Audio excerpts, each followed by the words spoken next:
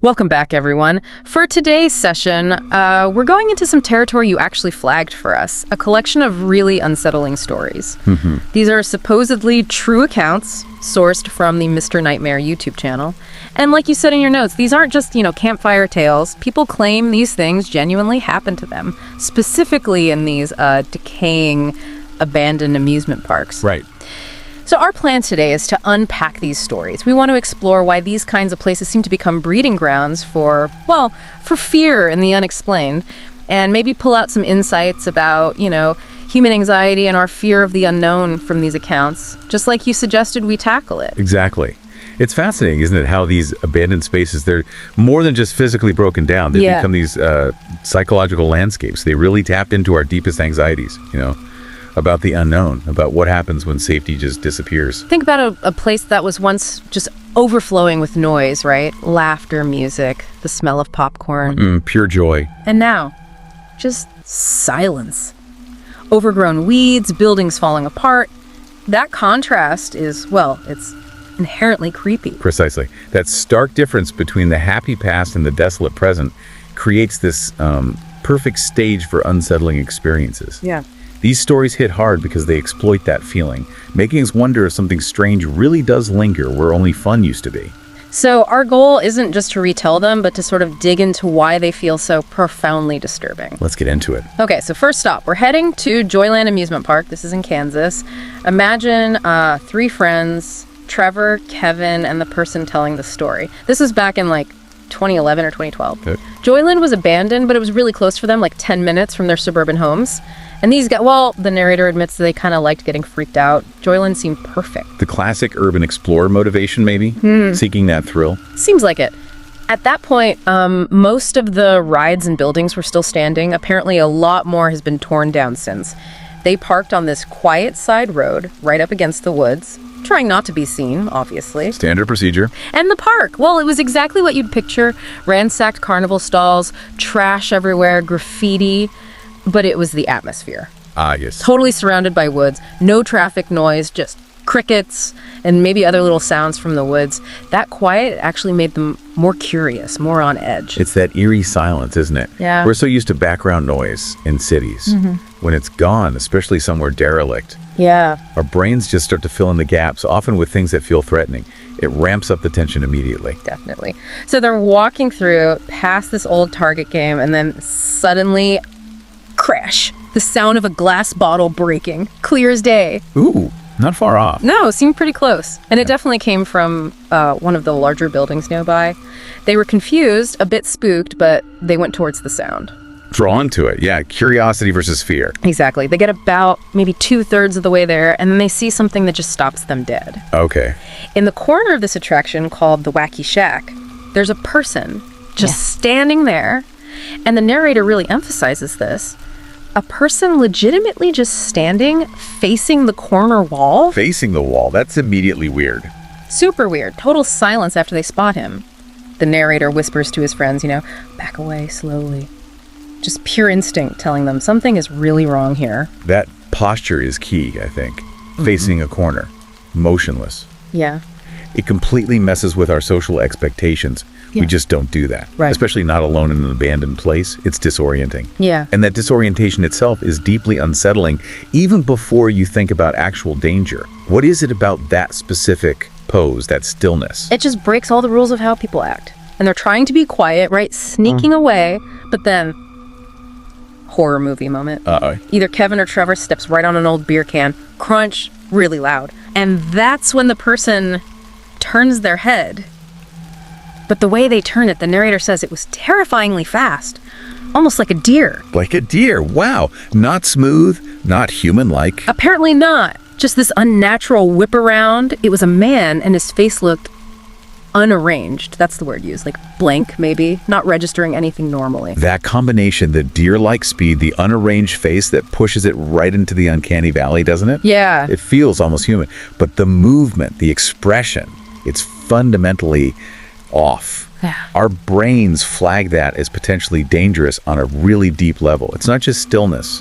It's a violation of how we expect living things, especially people, to behave. They didn't run, not yet. They just walked away quickly. Try not to provoke him, I guess. Smart move, maybe. Don't trigger a chase response.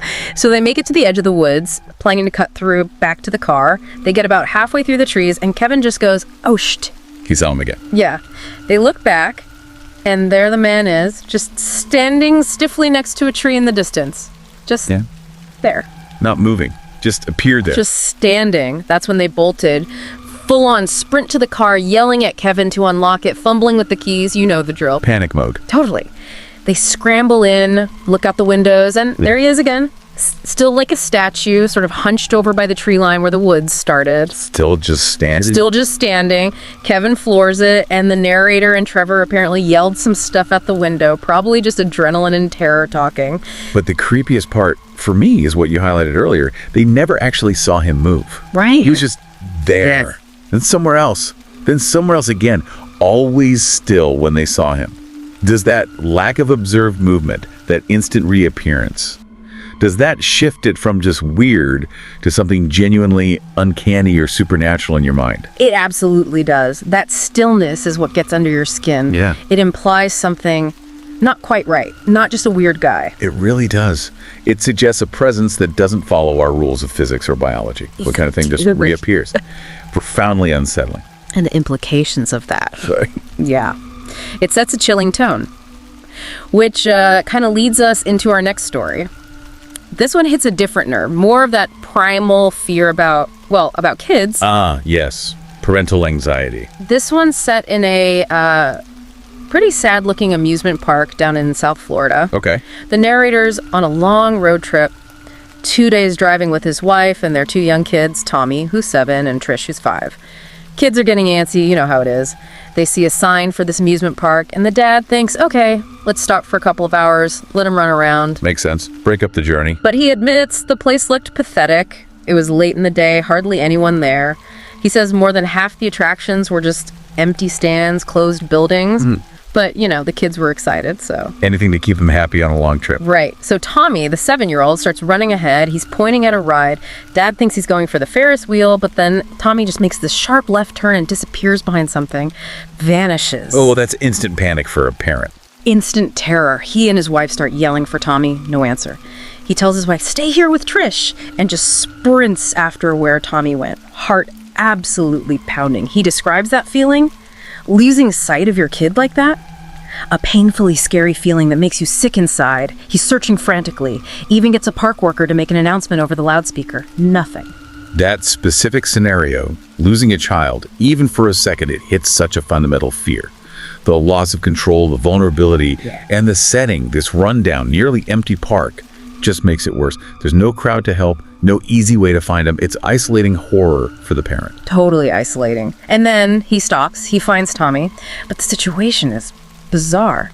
Tommy's standing by this thick wall of bushes right next to a bathroom building. Okay. And he's talking to someone or something that seems to be inside the bushes. Then it looks like Tommy is actually being pulled into the bushes. Pulled by who? He can't see anyone. He screams Tommy's name, runs straight for the bushes. There's literally no one else around. He pushes through the first layer of bushes, still hearing Tommy talking, but no other voice. Just Tommy's voice. Just Tommy's. And then he sees it properly.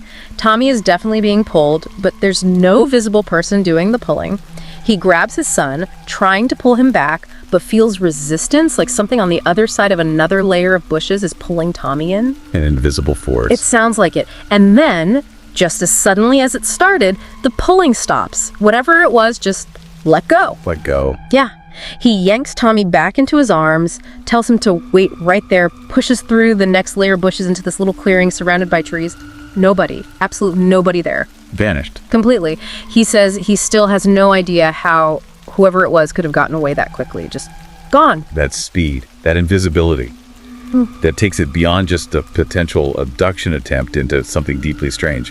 No sound, no trace. And what did Tommy say happened? Right. So Tommy says he was following some guy named George, and that George was a lot older than him. George. In the bushes. Who they couldn't see or hear. Exactly. Who or what was George? The ambiguity is terrifying. No other voice, no struggle sounds, just this unseen presence interacting with a child, pulling him away. How does that uncertainty, the lack of a clear perpetrator, make it even worse. It leaves this horrible, lingering question, doesn't it? This unknown George? That parent must have felt, I can't even imagine, knowing their child was almost taken by something they couldn't even see. A truly chilling encounter, the unknown pull. They left the park immediately, obviously. The rest of the trip was normal, but he says that incident just stayed with him. Which brings us to our final story for today. This one takes us to another abandoned theme park, seems to be a theme here, Thrillville, USA. And this time, the lurking presence feels even more direct, maybe even captured. Captured, okay, intriguing. So the narrator here actually used to work at Thrillville, USA. He makes a point of saying, not the video game, this was a real tiny, kind of secluded park. Got it. It shut down in 2007. 2 years later, 2009, on a cloudy evening, he decides it would be fun, his quotes, to go back and see what happened to the old place. He pulls into the empty lot. Grass is all overgrown, waving in the wind. Felt like a storm was coming. Getting in was easy, no fence. Some stuff was demolished, but most rides and buildings were still there. Just felt, he says, so much creepier now. That sense of decay really changes the feeling of a place, doesn't it? From fun to ominous. Totally. He had his Canon camera with him, says he was kind of into photography then. So he starts snapping pictures, old buildings, the dead roller coaster, this big yellow slide all covered in muck. Starts feeling a few raindrops, but he's dressed for it, doesn't care much. He's walking around feeling creeped out, and then he hears it. Something scutters behind him. A scutter? Like an animal or... He couldn't tell. Animal, person, something. But he definitely heard something, looked around, saw nothing, so he tried to just, ignore it, press on. Easier said than done sometimes. Right. He decides to check out the bathrooms next. Goes into the men's room. Pitch black inside, obviously no power, so he has to use his camera flash for light. He compares it to that scene from the first Saw movie. Using the flash to see. Yeah, that's inherently suspenseful. Brief moments of clarity in total darkness. He takes a picture of the sinks, the mirror, checks the photo, flash is bright, pictures come out clearer, even in the dark. And then the slightest little ting sound. Ting? From where? From the stalls. He calls out, someone in here. Silence. There are 2 stalls. He pushes the first one open slowly, aims the camera. Flash. Takes the pic. Nothing. Just a toilet. Empty stall. Okay. Heart rate probably still up, though. Oh, yeah. He moves to the second stall, and this time he says he hesitated. Took him like 5 seconds to actually build up the nerve to hit the button. Building the drag. He presses it, flash goes off, and in that split second of light, he sees a tall figure looming down at me, inside the stall with him. Looming. Right there. Oh, wow. Yeah. He slams the stall door shut, screams, and just runs. Runs right out of the bathroom, back into the fading daylight, straight to his car. Doesn't look back. I don't blame him. Encountering something like that, unexpectedly, in a confined space like a stall, that's intense. Right. The suddenness, the closeness, the flash revealing it, it maximizes the shock value. And it's such a violation of personal space, too, even in an abandoned bathroom. And he got a picture. He thinks he did, so when he gets to his car, shaking, he checks the camera, and the picture is there. What did it show? It showed a figure, probably 6'3", standing in front of the toilet. But here's the thing, the face was blurry. Couldn't make out any features, but it looked like a man. Blurry face. Adds to the mystery, the unease. But that's not even the end of it. This is where it gets maybe even creepier. How so? Later, he's looking through the other pictures he took that evening, just the ones around the park before the bathroom incident. And he starts noticing something. In 4 out of the 10 photos he took outside, he found what appeared to be a person hiding somewhere in the distance. Hiding? In multiple photos? Yeah, and not just hiding randomly. He says this person always seemed to be staring at me. From the woods in 2 pictures, from behind buildings or rides in the other 2. Oh, that changes everything. That's incredibly disturbing. Yeah. It goes from one terrifying moment in the stall to the chilling realization that he was being watched, maybe even stalked, the entire time he was there. Exactly. That feeling of being observed unknowingly. It's a profound violation. It suggests the figure in the bathroom wasn't just a random encounter, but the culmination of this surveillance. Yeah. It taps into deep fears about being hunted, about losing control of your situation. The idea that this thing was just lurking, watching him the whole time, it reframes the entire experience. Absolutely. Makes the threat feel calculated, pervasive. No wonder he says he never put those pictures on his computer and never wants to see them again. The photos themselves become proof of that violation. Yeah, they're tainted by that knowledge. It really is the stuff of nightmares, isn't it? That feeling of being watched in a place you thought was empty. It is. So across all three of these stories, you see this common thread, right?